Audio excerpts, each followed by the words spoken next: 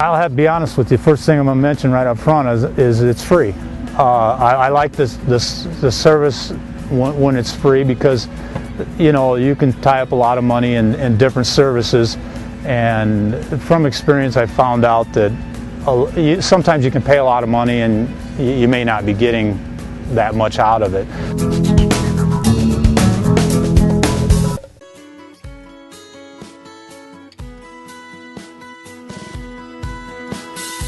Good afternoon, welcome to GrainTV. It's August 11th, 2014, one day before the USDA report. Let's take a look at the quotes here, see where the grain settled out. We had new crop corn up 4 3/4, new crop beans down 11.5 cents. We had Chicago wheat trading lower 2 3/4. One story catching some headlines today, Cody, was strength out of the August soybean contract. We do have last trade day here coming up. Break down for us what was going on there. Absolutely. Well, there's not a lot of participants in this market, but for those that are still in this market, particularly the ones that are short, are getting squeezed pretty significantly. Basically what's happening, I believe, is that you have some shorts still left in the market, and the longs are eager to take delivery. They're okay with it. Right. And even if they bought it at these prices here, they could actually take delivery. But I think we're seeing some shorts here that are not necessarily wanting to deliver the grain. If they don't have it physically, you know, right now with the prices moving higher, I think it just forces them out of the position here to level off the book here before last trade on Friday. So I think it's just a classic short squeeze at the end of the marketing season, and it's played by individuals here in kind of a different market scenario than the rest of the contracts. Yeah, we saw a little bit of strength there on the September contract as well, so it still does seem like in the soybean complex in general, regardless of what's going on in August, we did see some bull spreading here once again today. After the market closed, the big piece of information that we got out from the USDA was the crop progress numbers here. And as you can see, we had corn, good to excellent rating, remain unchanged here week over week. Soybeans were down 1% there, and spring wheat remained 70% good to excellent. Coming into this report, analysts were expecting corn and soybeans both to remain unchanged. So you could argue that it's a little bit of a bullish story here with soybeans down 1%. But with tomorrow's USDA number here on the horizon, I wouldn't expect a significant move in the overnight session. We had a relatively quiet trade day today. Cody, we are going to be getting that corn yield number out tomorrow.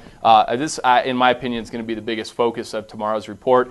Can you kind of break down what the trade's expecting and what you're kind of looking for out of the number? Absolutely. Well, first of all, I think it's the biggest focus because there's a very wide range of analyst expectations.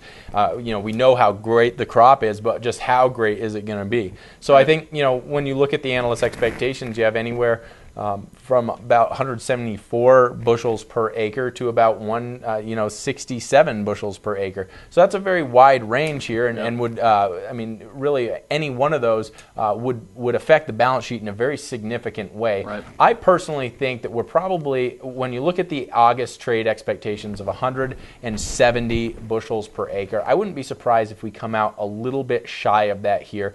I think the USDA, I think when we're talking about yield, I think they'd be more apt to be more conservative than to try and be aggressive on getting this number right the first time. They always have the ability to raise that yield number down the stretch here. The other reason I think we might come in a little bit lower than this average analyst guess is because when you look at the poll of analysts, there's some analysts out there that are trying to guess what the USDA will come out with as a final yield number, and there's some analysts out there that are trying to guess where the USDA is going to come out in the August number. And I think those two are very different. They're very different animals. So when you look at that, what we may have is a skew of a little bit higher than where people are expecting this USDA report to land. So I kind of think probably somewhere around 168, 169 is what we're likely to see out of the USDA. But of course, you know, this is a very unique year, incredible production out of there, and I may be surprised as well. Logan, what are we expecting out of soybean? You know, it looks like it's shaping up to be a relatively quiet report for corn, or at least that's what the industry expectations are pointing to. As you can see here, just expecting about 0.3 bushels per acre added to the soybean yield number.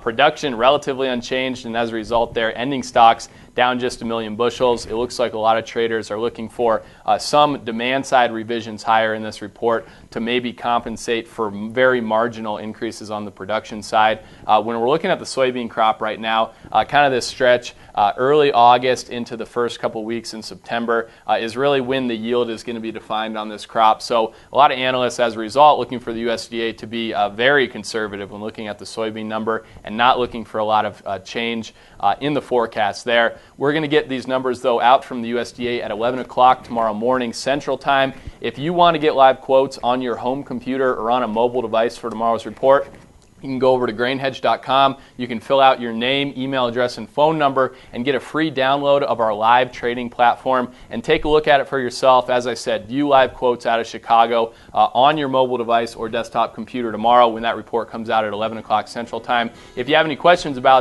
that or need help getting it installed, feel free to call our office. Number is 877-472-4607. Thanks for joining us here on a Monday. We'll see you tomorrow for the USDA report.